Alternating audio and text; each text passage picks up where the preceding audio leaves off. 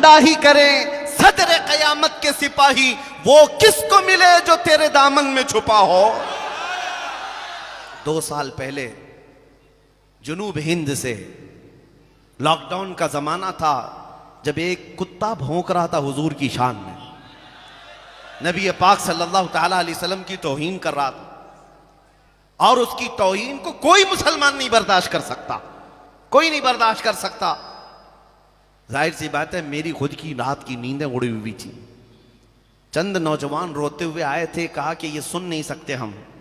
कहा मेरे भी सुनने के काबिल नहीं, इससे पहले कि हम मर जाते हुजूर के लिए ऐसे अल्फाज सुन रहे हैं। फिर जज्बात से हमने ललकार करके उससे कहा, जितनी बातें कह रहे हो अगर ये हकीकत है तो हम डिबेट नहीं करेंगे, आओ मैदान में उतर करके देखते। मैदान में उतर करके देखते। ये वाकया आपको पता होगा, 2 साल पहले। साल गुजर गए, 2 साल गुजर गए, कुत्ते का कोई नामो निशान नहीं, खत्म हो गए। भौंकने वालों को साइड लगा दिया गया। जो भी हालात हुए, हम तो पहुंचे थे दिल्ली की जामा मस्जिद भी, जिसको ये शक था कि जाएंगे कि नहीं जाएंगे, हम तन्हा पहुंचे थे। मैं आपको बताऊं, यही लिबास है मेरा। एक चीज मैं बताऊं, हमारे जाने से पहले 1 रात पहले पूरी सिक्योरिटी लगा दी गई, किसी गेट से ये मस्जिद के अंदर ना आए। लेकिन जुमा के वक्त 12:30 बजे ऐन जुमा की अजान के बाद मैं अंदर दाखिल हुआ। मेरे आगे पीछे सारे लोगों की चेकिंग हो रही थी, मेरी कोई नहीं हुई। हम तो पहली सफ में जाकर बैठ गए थे जुमा के बाद। उसके बाद थाने वाले लेकिन मैं ये सिर्फ तजुर्बा बता रहा हूँ आपको, हुजूर के लिए अगर खड़े हो तो अल्लाह की मदद कैसे होती। 12 घंटे तक बिठाया और कुछ लोगों की तफ्तीशात हो रही थी कंटिन्यू। उन्होंने पूछा किस टाइम पे आप अंदर गए थे, कहा 12:20 पर। कहा क्या ऐसे ही लिबास पहन के गए थे, कहा आप तो वहां से सीधे यहाँ लेकर के आ रहे हैं। एक दूसरे का वो मुंह देख रहे थे। कहा हम तो ड्यूटी पर तैनात थे लेकिन हमने देखा नहीं।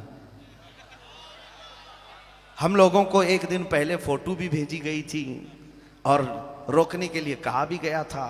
हमने कहा आपको फोटो भी भेज दी गई, रोकने के लिए कहा गया। मैं चोरी करने तो नहीं आया था, चोरी करने तो नहीं आया था, मैं मेरे मुस्तफा की इज्जत के लिए आया था। सुनो, आज तुम्हारी नजरों में बच गए होंगे या तुम्हें नजर नहीं आए होंगे, हमारा तो अकीदा ये है कयामत का मैदान भी होगा।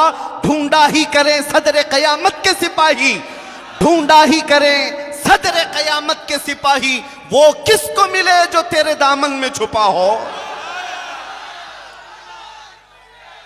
ढूंढा ही करें सदर कयामत के सिपाही, वो किसको मिले जो तेरे दामन में छुपा हो।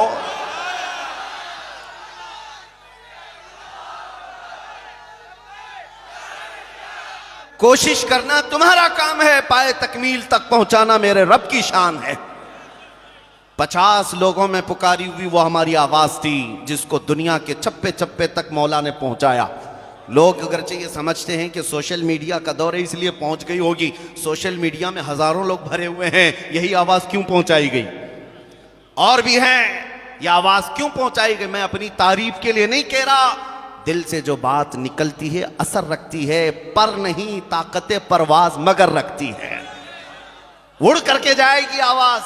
कभी ये मत देखना बड़ी कॉन्फ्रेंस में बोलूंगा, बड़े मजमे में बोलूंगा। हम तो 50 लोगों के मजमे में उस कुत्ते को ललकारे थे और दूसरे दिन सीधे जाकर टैग हो गया और चुप भी गई बात।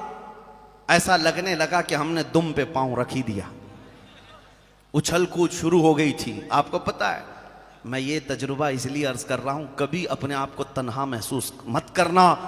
तुम जिस मैदान में भी हो, अल्लाह के रसूल तुम्हारे साथ है, अल्लाह रब्बुल इज्जत की शान है ये। बस फर्क सिर्फ इतना यह है कि सहम कर डर कर कभी भी। दूसरी बात ये भी, मेरे जज्बात में बोलने का ये मतलब नहीं कि जोधपुर वाले निकल पड़े और गोली बारूद बंदूक तलवार लेकर लड़ने के लिए जाए। मेरा ये मशवरा भी कभी नहीं होता। मियाँ तलवार बंदूक गोली तो बहुत दूर की बात है, मैं तो आपको ब्लेड लेने की भी बात नहीं कर रहा। रेजर और ब्लेड भी मत रखो, क्योंकि हमारे पास अगर प्लास्टिक की चाकू भी होगी तो आतंकवादी वैसे ही बना दिए जाएंगे, प्लास्टिक की भी होगी तो बन जाओगे। मैं उस चीज का मशवरा नहीं दे रहा हूं। ताकत तख्तो ताज को नहीं कहते, ताकत फौज और ताकत को नहीं कहते, ताकत दर हकीकत इश्क़ मुस्तफ़ा को कहते हैं। वो तुम अपने सीनों में ले आओ, फिर तुम्हें किसी हथियार की नहीं, तुम्हारा चलना फिरना भी बहुत सारे कीड़ों की नींद हराम कर देगा। सिर्फ चलना फिरना तुम्हारे लिए बस काफी है।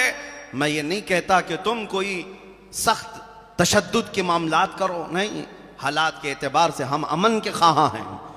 हमेशा मेरे आका सल्लल्लाहु तआला अलैहि वसल्लम ने अमन की दावत दी है।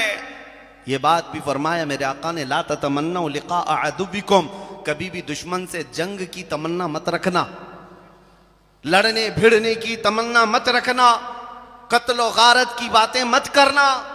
लेकिन हुजूर ने फरमाया अगर तुम्हारे सरों पर फिर कोई सवार हो जाए तो फिर इस्तिकामत के साथ डटे रहना, अल्लाह की मदद तुम्हारे साथ होगी।